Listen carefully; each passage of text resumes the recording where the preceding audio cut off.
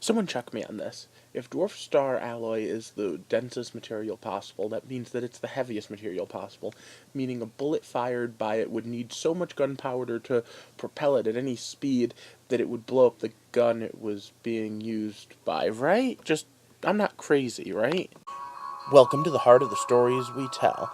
My name is Rob, and tonight I will be reviewing Legends of Tomorrow, Outlaw Country.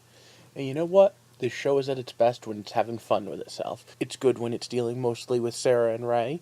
It's great when it's dealing with Martin Stein, because that actor rocks. But at the end of the day, they're normally at their worst when they deal with time travel stuff. This week, I have no complaints with their time travel. So once again, it's stop. Spoiler time. Ba-da-na-na. Now, in a lot of these episodes, characters make bad decisions, and I call that being firestormed. But you know what? Tonight's episode had a trio of Steel, Adam, and Jax, and it actually felt very in character and very not forced that they made bad decisions based entirely on the fact that they are goofy and don't think things through. So when they ask, should we go get the rest of the team? Nah, we got this. Yeah, that kind of makes sense to me. So sticking with Ray for a second, with all the Dwarf Star metal that they recovered, he could theoretically rebuild his suit. I'm still holding out hope that he just builds the belt. I think he's much better when he doesn't have the full Iron Man array. I do wonder, though, if any of that Dwarf Star alloy went into making the new Steel outfit. And let's talk about him for a second. Back when they introduced him, they made the whole Man of Steel reference, and I have to say the fact that in last season Ra's al Ghul mentioned meeting a Man of Steel made us think that maybe they were going to do Superman, and when they were talking about bringing Supergirl into this continuity, that just made sense. But I'm thinking more and more this is going to be their reference. And like I said in a previous video, the Justice Society had their own remade Superman, Iron Monroe. And this week, he did another stint that Iron Monroe did. He was more powerful than a locomotive. I don't know if that was a purposeful Easter egg or an accidental one, but I'm going to count it as a fun one either way.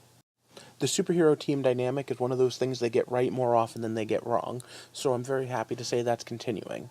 And I'm really liking the way they're playing up the Vixen and the Heatwave scenario. I like the fact that she can call out the BS of, you're not part of the team. Yeah, right, he's very much a part of the team. And I liked her whole thing about sometimes you let a dog off the leash and sometimes you need to control the dog. It was a good work, much better than the Adams crummy analogies. So let's swing back to Firestorm for a second. I've said many a time that the fact that Martin Stein has a wife back home who's so cool that she goes, hey, yeah, you need to go time traveling and do the hero thing? Go ahead, I'll wait for you, is awesome and something that doesn't happen a lot in comic stories. The fact that they put her in peril through the time travel, I don't mind so much. But this time feels different. This whole, oh, there's another woman entering into my memory is really weird. And I'm not willing to say it's bad because it did lead to some good drama and kept Firestorm from auto-winning the episode without it seeming too forced this time. But I do wonder, what do you guys think about that one? Was this a good way to change things? Is the fact that his wife's now in danger, but maybe not, mean something to you? What could they have changed that made this happen? I'm curious. And I saved the best of the plot devices to talk about till the end, and that is Sarah Lance once again. Because Point Blank White Canary / Black Canary is one of my favorite characters in this entire universe, let alone on this show.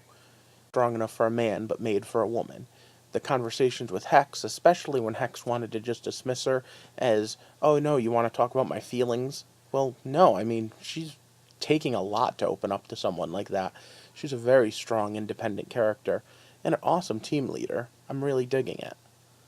I loved the way that she taught him a little bit of a lesson based on her own arc this season. The fact that she's learned that she can't mess with Damien Dark because there are consequences, and the fact that a real hero doesn't need revenge. They need justice.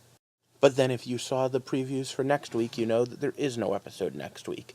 2 weeks from now is the big 4-part crossover, though. The Invasion storyline, which they've named Hero vs. Alien. I don't know why they didn't just go with Invasion, but whatever. And this episode, unlike the Arrow one last night, felt much more, I don't know, connected to that. Because at the end we had that scene where Sarah came in and said, hey, our friends need us back in 2016.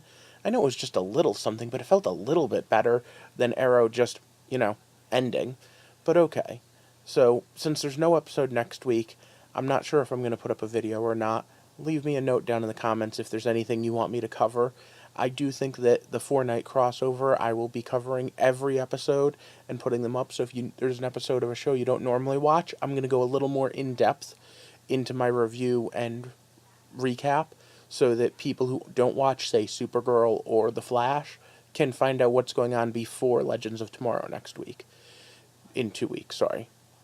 So for now, what I need you to do is to click that like button, click that subscribe button, and then join me back here next time as we take a walk through the heart of the stories we tell. Thanks for watching.